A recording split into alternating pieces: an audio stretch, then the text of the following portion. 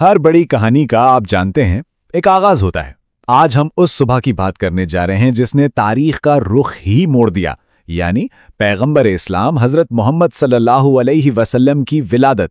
लेकिन उस सुबह की अहमियत को ठीक से समझने के लिए पहले जरूरी है कि हम उससे पहले के अंधेरे को देखें। जरा तसव्वुर करें एक ऐसी दुनिया का जहां हर तरफ बस जुल्म और नाइंसाफी का राज हो, जहां जहालत का अंधेरा इतना गहरा हो कि इंसान अपनी इंसानियत की बुनियादी चीजें ही भूल जाए। तारीख में इस दौर को जाहिलियत कहते हैं, मतलब जहालत का जमाना।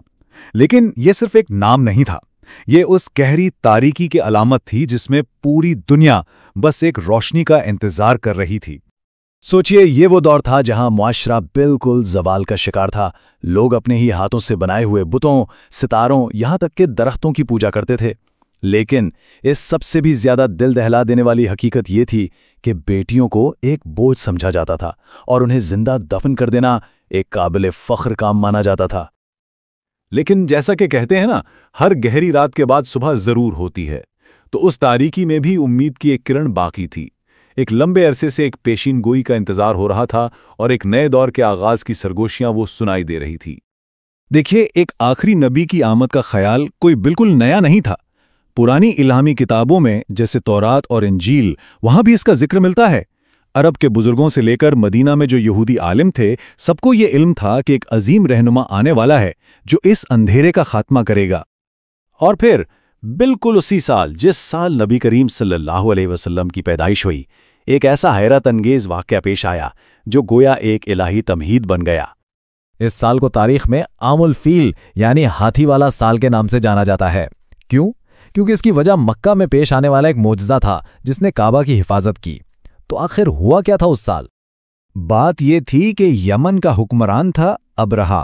वो चाहता था कि लोग उसके बनाए हुए गिरजाघर की तरफ आएं, ना कि काबा की तरफ। बस इसी वजह से उसने अल्लाह के घर यानी काबा को तबाह करने का पक्का इरादा कर लिया। और अपने इस मकसद को पूरा करने के लिए उसने एक बहुत ही बड़ा लश्कर तैयार किया। इस लश्कर की सबसे खास बात पता है क्या थी? इसके ताकतवर हाथी। और लश्कर की क़ियादत कर रहा था महमूद नाम का एक पहाड़ जैसा हाथी। और ये पूरा लश्कर सीधा मक्का की तरफ चल पड़ा। अब मक्का वालों के पास इतने बड़े लश्कर का मुकाबला करने की तो कोई ताकत थी ही नहीं। शहर बिल्कुल ही बेयारो मददगार था। तो फिर सवाल ये उठता है कि काबा को कैसे बचाया जाता? और फिर ऐन उस वक्त जब लगा कि बस अब सब कुछ खत्म हो जाएगा, अल्लाह की मदद आ पहुंची। अचानक आसमान पर अबाबील नाम के परिंदों के झुंड नमूदार हुए। अब जो हुआ वो किसी मौजज़े से कम नहीं था। बिल्कुल छोटे छोटे परिंदों के ये झुंड, इनमें से हर एक परिंदे की चोंच में छोटी छोटी कंकरियां थीं। उन्होंने ये कंकरियां अबराहा की फौज पर बरसाना शुरू की और बस देखते ही देखते पूरी की पूरी फौज तबाह हो बर्बाद हो गई। अबराहा और उसके ताकतवर लश्कर का नामो निशान तक मिट गया। और बस यही वो नुक्ता है जहां तारीख और मौजज़ा एक हो जाते हैं। सोचने की बात है, जिस साल अल्लाह ने अपने घर की हिफाजत के लिए ऐसा मौजज़ा दिखाया, ठीक उसी साल उसी शहर मक्का में हज़रत मोहम्मद सल्लल्लाहु अलैहि वसल्लम की विलादत हुई। इस अजीम मौजज़े के बाद अब वक्त आ गया था उस पैदाइश का जिसने दुनिया को हमेशा के लिए बदल देना था। ये इंसानियत के लिए वाकई एक नई सुबह का आगाज था। तो वो मुबारक दिन कौन सा था? तारीख थी 12 रबीउल अव्वल। सुबह का वक्त था, शहर मक्का था और घर था हजरत आमिना बिन्त वहब का। रिवायात में आता है कि इस पैदाइश के वक्त पूरा घर एक नूर से, एक रोशनी से भर गया था। तो ये सिर्फ एक बच्चे की आमद नहीं थी, बल्कि ये इस बात का साफ इशारा था कि उम्मीद और रहनुमाई का एक नया दौर अब शुरू हो चुका है। तो बस यही थी वो अजीम तब्दीली।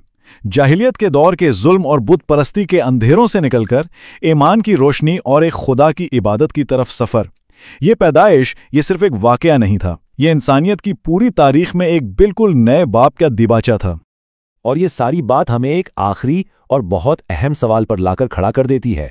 आखिर कैसे एक पैदाइश पूरी इंसानियत के लिए एक नए बाब का आगाज बन सकती है? ये वो सवाल है जो इस पूरी कहानी के गहरे मायने पर सोचने की दावत देता है।